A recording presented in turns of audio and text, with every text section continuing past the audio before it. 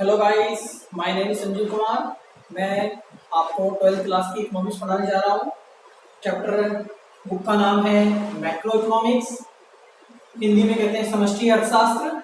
Chapter का नाम है राष्ट्रीय आय तथा संबंधित समाहार। ये चैप्टर 10 मार्क्स का है, तो हम इसके कुछ क्वेश्चन ले लेते हैं स्टार्टिंग से, बेसिक नॉलेज, जिससे कि आपको इस पूरे चैप्टर को समझने में आसानी हो जाए। पहला क्वेश्चन है, समष्टि अर्थशास्त्र से क्या अभिप्राय है? समष्टि अर्थशास्त्र से क्या अभिप्राय है? संपूर्ण अर्थव्यवस्था को एक इकाई मानकर अध्ययन करना समष्टि अर्थशास्त्र कहलाता है। जैसे राष्ट्रीय आय, समग्र मांग, समग्र उत्पादक। ध्यान से सब सुनना। संपूर्ण अर्थव्यवस्था को एक इकाई मानकर अध्ययन करना समष्टि अर्थशास्त्र कहलाता है। मतलब समष्टि का मतलब होता है बड़ा, समष्टि का मतलब होता है संपूर्ण। का मतलब हुआ कि अपने पूरे भारत की अर्थव्यवस्था को क्या माना हमने? एक इकाई माना, एक यूनिट माना, और उसका हम क्या कर रहे हैं? उसकी स्टडी कर रहे हैं, उसका अध्ययन कर रहे हैं। जैसे राष्ट्रीय आय, राष्ट्रीय का मतलब पूरे देश की क्या आय है उसके बारे में अध्ययन कर रहे हैं। समग्र उत्पादक, जितने भी देश में उत्पादक है उन सभी उत्पादक के बारे में हम पढ़ रहे हैं कि सभी उत्पादक को क्या आवश्यकता है। समग्र उपभोक्ता, सभी उपभोक्ताओं की क्या जरूरत है उसके बारे में हम यहाँ पढ़ेंगे। तो समष्टि अर्थशास्त्र का अर्थ है संपूर्ण अर्थव्यवस्था को एक इकाई मानेंगे और उसका हम अध्ययन करेंगे, तो वो कहलाएगा हमारा समष्टि अर्थशास्त्र। अगला क्वेश्चन है, सामान्य निवासी का अर्थ बताइए। या सामान्य निवासी कौन होते हैं? सामान्य निवासी वो निवासी होते हैं जिस देश में रहते हैं उस देश में उनका आर्थिक हित केंद्रित रहता है। वह निवासी जिसका आर्थिक हित उसी देश में केंद्रित रहता है वह कहलाता है सामान्य निवासी। जैसे मान लो मैं भारत का सामान्य निवासी हूँ। क्यों हूँ सामान्य निवासी? क्योंकि मुझे भारत में बोलने का अधिकार है, घूमने का अधिकार है, वोट देने का अधिकार है, नेता बनने का अधिकार है, मुझे हर प्रकार का यहाँ पे अधिकार है। तो मैं यहाँ का क्या हूँ? सामान्य निवासी। तो सामान्य निवासी वो निवासी होते हैं जिस देश में रहते हैं उस देश में उन्हें हर प्रकार का अधिकार होता है, तो वो कहलाता है सामान्य निवासी। अगला क्वेश्चन, घरेलू सीमा का अर्थ बताइए। घरेलू सीमा का अर्थ बताना है कि घरेलू सीमा क्या है। किसी देश की राजनीतिक व भौगोलिक सीमा को घरेलू सीमा कहते हैं। किसी भी देश की राजनीतिक सीमा और भौगोलिक सीमा। भौगोलिक सीमा होती है पूरा भारत का मैप, मानचित्र, ये भौगोलिक सीमा है। जम्मू कश्मीर से लेकर पूरा कन्याकुमारी, जो पूरा भारत का जो मैप है उसे कहते हैं भौगोलिक सीमा। और राजनीतिक सीमा वो सीमा होती है, राजनीतिक सीमा वो सीमा होती है जैसे हमारे भारत का कोई भी दूतावास, हमारे भारत का दूतावास अमेरिका में स्थित है, जापान में स्थित है, इंग्लैंड में स्थित है, तो भारत का दूतावास वर्ल्ड के किसी भी कोने में है तो भारत की राजनीतिक सीमा में आएगा। समझ गए? तो घरेलू सीमा का अर्थ है कि किसी भी देश की राजनीतिक सीमा होनी चाहिए या तो भौगोलिक सीमा हो। तो भौगोलिक सीमा और राजनीतिक सीमा को मिलाकर हम क्या बोलेंगे? घरेलू सीमा। ठीक है। अब अगला क्वेश्चन, घरेलू आय का अर्थ बताइए। घरेलू आय का अर्थ बताइए। एक वित्तीय वर्ष व लेखांकन वर्ष की अवधि में किसी देश के सामान्य निवासियों द्वारा देश की घरेलू सीमा के अंदर से साधन आय अर्जित या कमाना की जाती है उसके कुल योग को घरेलू आय कहते हैं। दोबारा से सुनेंगे और समझेंगे इस बात को। एक वित्तीय वर्ष में या लेखांकन वर्ष में किसी देश के सामान्य निवासी द्वारा, किसी देश के सामान्य निवासी द्वारा, अब ध्यान सुनो, एक वित्तीय वर्ष या लेखांकन वर्ष क्या होता है? 1 अप्रैल से लेकर 31 मार्च, 1 अप्रैल से लेकर जो 31 मार्च होता है उसको हम लेखांकन वर्ष या उसको हम वित्तीय वर्ष कहते हैं। तो 1 अप्रैल से लेकर 31 मार्च के अंदर किसी भी देश के सामान्य निवासी, किसी भी देश का, जैसे भारत का कोई भी सामान्य निवासी होना चाहिए, तो भारत का कोई भी सामान्य निवासी है, उसके द्वारा देश की घरेलू सीमा के अंदर, अब देश की घरेलू सीमा का मतलब हो गया या तो राजनीतिक सीमा होनी चाहिए या तो वो भौगोलिक सीमा होनी चाहिए। तो घरेलू सीमा के अंदर से कोई भी साधन आय अर्जित की जा रही है, साधन आय, ध्यान रखना इस बात, साधन आय अर्जित की जाएगी तो उसके योग को, उसके कुल योग को क्या कहेंगे हम? घरेलू आय कहेंगे। तो ध्यान सुनो, एक वित्तीय वर्ष होना चाहिए, 1 अप्रैल से लेकर 31 मार्च की अवधि होनी चाहिए पूरी, किसी भी देश का सामान्य निवासी होना चाहिए और घरेलू सीमा होनी चाहिए। यदि वो घरेलू सीमा के अंदर आय कमाता है, इनकम कमा रहा है, मगर ध्यान रखना इनकम कौन सी? साधन आय।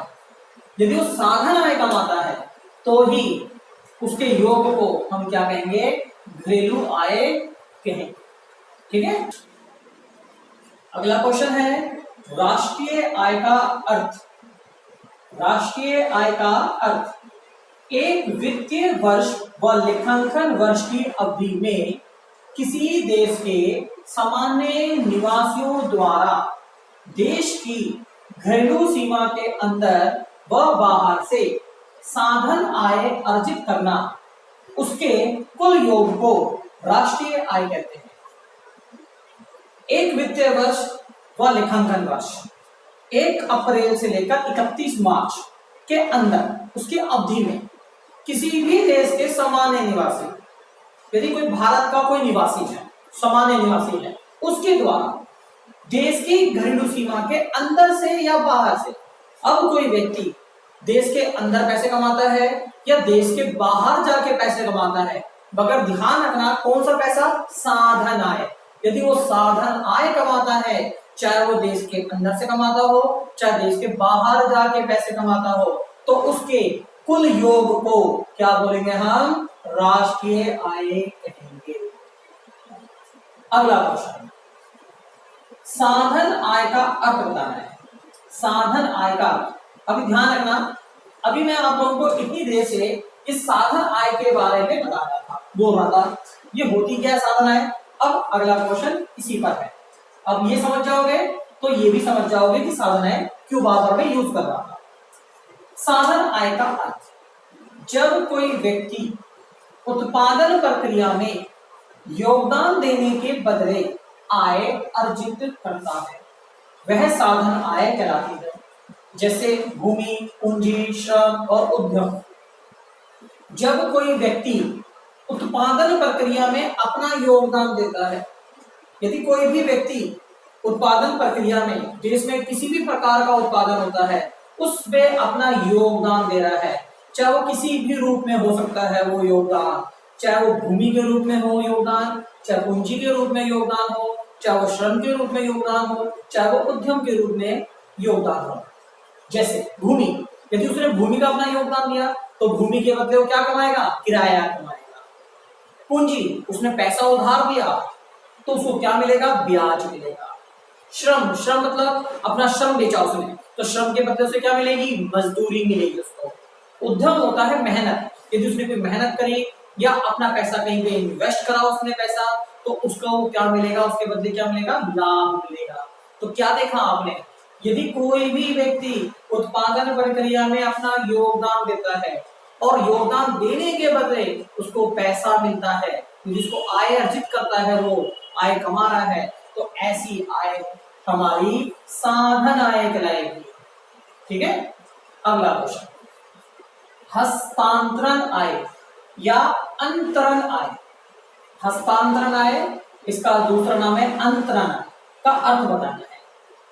जब कोई व्यक्ति उत्पादन प्रक्रिया में योगदान दिए बगैर आय अर्जित करता है, वह हस्तांतरण आय कहलाती है। जैसे वृद्धा अवस्था पेंशन, वजीफा, छात्रवृत्ति। हमारे देश में बहुत सारे लोग ऐसे हैं जो उत्पादन प्रक्रिया में कोई योगदान नहीं देते, फिर भी क्या कमाते हैं? वो आय कमाते हैं, पैसा कमाते हैं।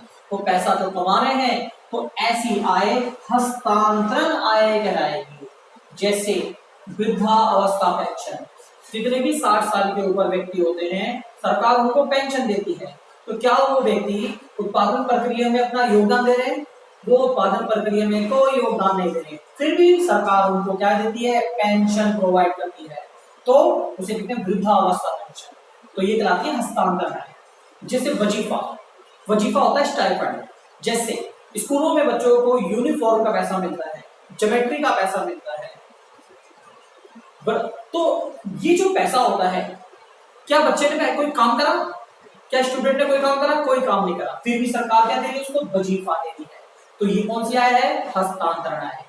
छात्रवृत्ति, स्कॉलरशिप, स्कॉलरशिप भी इसी प्रकार की होती है। यदि कोई बच्चा, सरकार किसी बच्चे को स्कॉलरशिप दे रही है, छात्रवृत्ति दे रही है, उसको पढ़ाई का खर्चा दे रही है, तो क्या उस व्यक्ति ने कोई काम करा देश में? कोई काम नहीं करा, फिर भी सरकार को क्या दे रही है? छात्रवृत्ति दे रही है। तो ये सारी की सारी आय कौन सी कहलाती है? हमारी हस्तांतरण आय कहलाती है।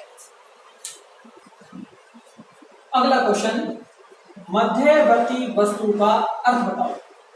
मध्यवर्ती वस्तु का अर्थ वह वस्तु जो दोबारा बिक्री के लिए प्रयोग की जाती है, या किसी वस्तु को बनाने के लिए जिन वस्तुओं का प्रयोग किया जाता है वह मध्यवर्ती वस्तु कहलाती है। सिंपल सी पहचान है इसकी। मध्यवर्ती वस्तु वह वस्तु होती है यदि कोई उत्पादक किसी वस्तु को खरीदता है और खरीदने के बाद उसका उद्देश्य वस्तु को बेचना होता है, तो इसका मतलब वह वस्तु मध्यवर्ती वस्तु कहलाएगी। या यूं कह सकते हैं, यदि कोई वस्तु को बनाने के लिए हम किसी वस्तु का हम प्रयोग करते हैं तो वो भी मध्यवर्ती वस्तु ही कहलाती है। जैसे बिस्कुट, बिस्कुट को बनाने के लिए आटा का प्रयोग कर रहे हैं, चीनी का प्रयोग कर रहे हैं, दूध का प्रयोग कर रहे हैं, तो वो हमारी मध्यवर्ती वस्तु कहलाएगी। तो सिंपल सी डेफिनेशन इसकी यह है, किसी वस्तु का प्रयोग किसी दूसरी वस्तु को बनाने के लिए किया जा रहा है तो वो मध्यवर्ती वस्तु कहलाएगी। अगला क्वेश्चन, अंतिम वस्तु का अर्थ। अंतिम वस्तु को इंग्लिश में कहते हैं फाइनल गुड्स। अंतिम वस्तु क्या है? वह वस्तु जिसका उपभोक्ता प्रत्यक्ष उपभोग करता है या जिसे दोबारा बिक्री के लिए प्रयोग नहीं किया जाता है, तो वह अंतिम वस्तु कहलाएगी। जैसे बिस्कुट हमारी अंतिम वस्तु है। सिंपल सी पहचान है इसकी भी। यदि कोई उपभोक्ता किसी वस्तु को खरीदता है तो उसका उद्देश्य क्या होता है? उसका उद्देश्य होता है उसका स्वयं उपभोग करना, ना कि उसको बेचना। तो मध्यवर्ती वस्तु और अंतिम वस्तु की सिंपल सी पहचान है। मध्यवर्ती वस्तु में क्या होता है?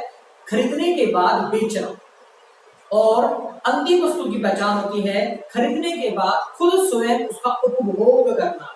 तो यदि कोई व्यक्ति स्वयं उपभोग कर रहा है तो वो अंतिम हो गई। यदि उसका उद्देश्य बेचना हुआ तो वो मध्यवर्ती वस्तु है। ठीक है, तो भी मैंने आप सभी को इस चैप्टर की बेसिक नॉलेज के बारे में बताया। आगे मैं अगले वीडियो में इस चैप्टर के कुछ महत्वपूर्ण क्वेश्चनों के बारे में आप सभी के सामने रखूंगा। तो आप सभी इस वीडियो को देखने के बाद जरूर कमेंट्स करें कि आपको ये वीडियो कैसी लगी।